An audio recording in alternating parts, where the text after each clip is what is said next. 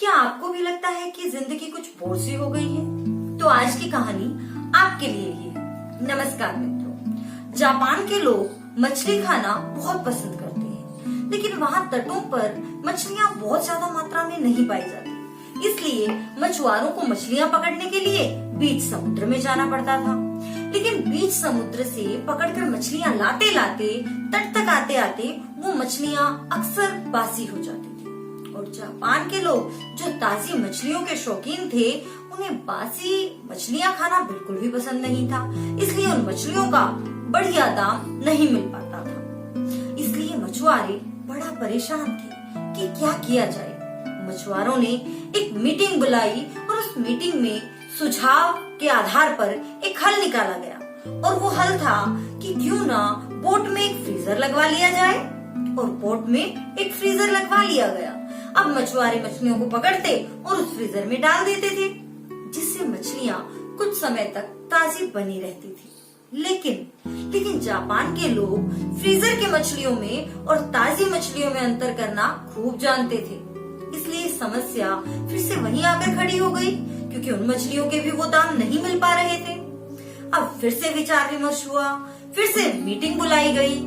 इस बार जो निर्णय निकाला गया सर्वसहमति के आधार पर, वो ये था कि मछलियाँ शायद बहुत समय पहले मर चुकी थी, इसलिए उनमें वो ताजगी नहीं रहती। तो इस बार फिश टैंक ही बोट में लगवा लिया जाए। और ऐसा ही हुआ भी, फिश टैंक को बोट में लगवा लिया गया। अब मछुआरे मछलियाँ पकड़ते और उन्हें जिंदा ही उस फिश टैंक में डाल देते थे। मछलियाँ कुछ समय तो हाथ पैर मारती और थोड़ी देर बाद निष्क्रिय हो जाती थी, लेकिन वो जिंदा तट तक पहुंच जाती थी। धीरे धीरे समस्या फिर से सामने आई, क्योंकि उनमें वो स्वाद नहीं होता था, वो ताजगी, वो स्फूर्ति जो एक स्वतंत्र मछली में होती है, वो उन मछलियों में नहीं पाई जाती थी। क्योंकि कहीं ना कहीं वो जीने की आशा छोड़ चुकी होती थी, या चुनौतियों का सामना तो उन्हें करना ही नहीं होता था। इसलिए वो मछलियाँ निष्क्रिय हो जाती थी। फिर से दुखी मछुआरों ने फिर से सभा बुलाई। सभी बैठी थी चिंतित। तभी एक बूढ़ा मछुआरा बोला, मेरी मानो तो एक छोटी सी शार्क मछली उस फिश टैंक में छोड़ दो। सभी ने घूर के बूढ़े मछुआरे की तरफ देखा और कहा, काका ये क्या कह रही हो? शार्क मछली तो उन मछलियों को खा जाएगी। अरे बेटा, छोटी सी शार्क मछली कितनी मछलियों को खाएगी? 2-4 मछलियों को ही तो खाएगी। लेकिन चुनौतियों के अभाव में जो तुम्हारी मछलियाँ निष्क्रिय हो गई थी, उनमें फिर से वो जान फूंक देगी वो शार्क मछली। मछुआरों को बात समझ में आई। फिर उन्होंने वही किया। उन्होंने उस फिश टैंक में एक छोटी सी शार्क मछली को छोड़ दिया।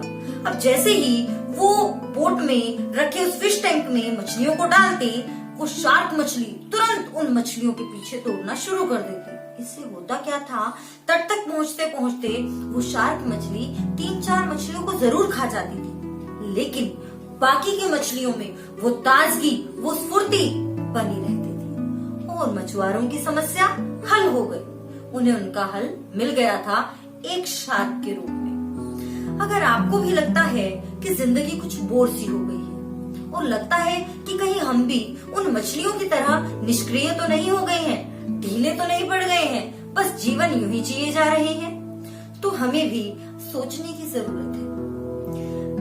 जिंदगी का असली मजा चुनौतियां लेते रहने में आता है मित्रों। तो खुद को चुनौतियां देते रहिए, क्योंकि ये चुनौतियों रूपी शार्क आपकी जिंदगी में ताजगी और स्फूर्ति बनाए रखेगी।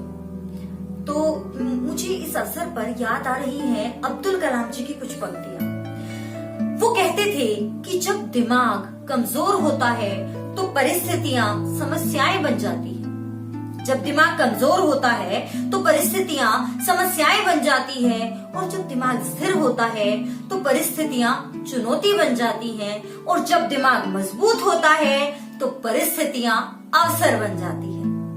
तो सोचते हैं, हम भी सोचते हैं एक शार्क के लिए, यानी कि चुनौतियों के लिए। तो खुद को चुनौतियां देते रहिए और मजबूत बने रहिए, और जिंदगी में ताजगी और स्फूर्ति बनाए रखिए। फिर मिलते हैं अगले सोमवार एक और ऐसी ही कहानी के साथ। नमस्कार।